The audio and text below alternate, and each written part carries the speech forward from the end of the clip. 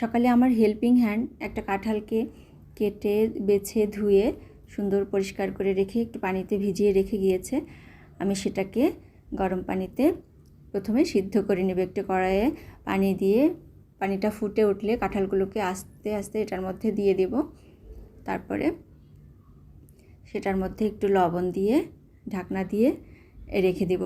এই গরমের মধ্যে রান্না করাটা কিন্তু ভীষণ কষ্টের। যারা গৃহিণী আছে তারা সবাই খুব ভালো মতো জানেন যে রান্না করাটা কতটা কষ্টের গরমের মধ্যে, বিশেষ করে আমার মতো অলস প্রাণীর জন্য আরও বেশি কষ্টের। একটু লবণ দিয়ে 2 চামচ পরিমাণ লবণ দিয়ে আমি এটাকে ঢেকে রেখে দেব। চলুন আমি এর মধ্যে আরেকটা কাজ সেরে নেব। সেটা হচ্ছে আমি এক ধরনের বড়া তৈরি করব।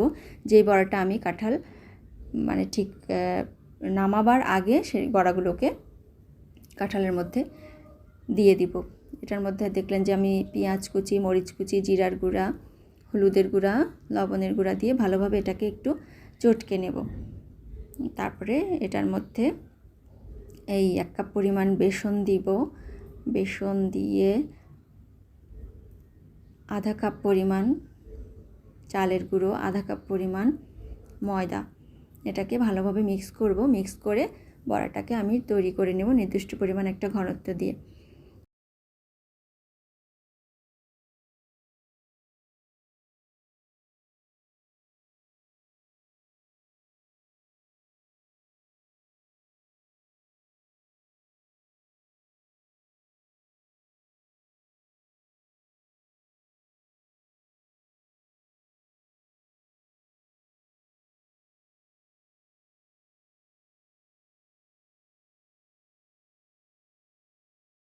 বৃষ্টি হচ্ছে না, এত পরিমাণে গরম। দেখলে আমি একটু 1 চামচ পরিমাণ চিনি দিয়ে নিলাম।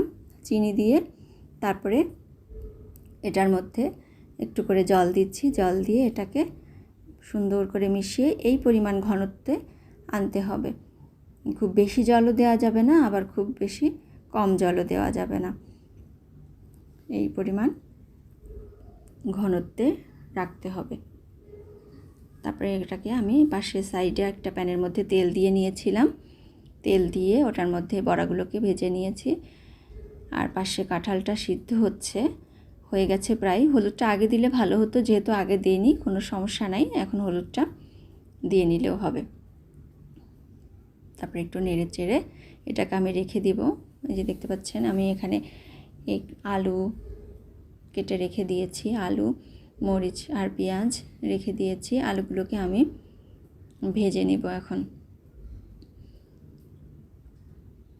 একটু এই যে প্যানের মধ্যে তেল দিয়ে আলুগুলোকে আমি লাল লাল করে ভেজে নেব। এর মধ্যে একটু হলুদ আর একটু লবণ দিয়ে দিয়েছি।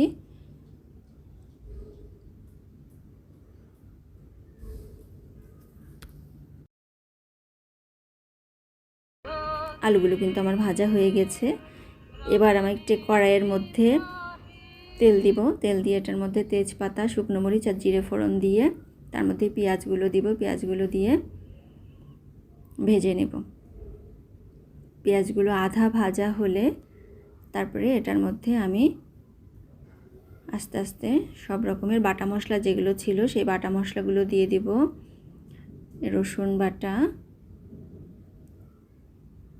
1 টেবিল চামচ রসুন বাটা, 1 টেবিল চামচ আদা বাটা, আর পেঁয়াজ বাটাটা একটু বেশি দিলে ভালো হয়। 1/2 কাপের মতো পেঁয়াজ বাটা দিয়ে নিতে হবে। তারপরে সেগুলোকে ভালোভাবে একটু কষিয়ে নিতে হবে। সবগুলো একসাথে মিশিয়ে আমি একটু জিরার গুঁড়া দিয়ে দিলাম। জিরার গুঁড়া, ধনিয়ার গুঁড়া, মরিচের গুঁড়া, বাটা মশলার সাথে কিছু গুঁড়া মশলাও অ্যাড করলাম। এগুলো অ্যাড করে এই যে একটু কষিয়ে একটু ভাজা ভাজা হয়ে গেলে এটার মধ্যে একটু পানি দিয়ে দিতে হবে। পানি না দিলে আবার মশলাটা পুড়ে যায়, সে কারণে পানি দিয়ে এটাকে এই যে নাড়াচাড়া করতে হবে।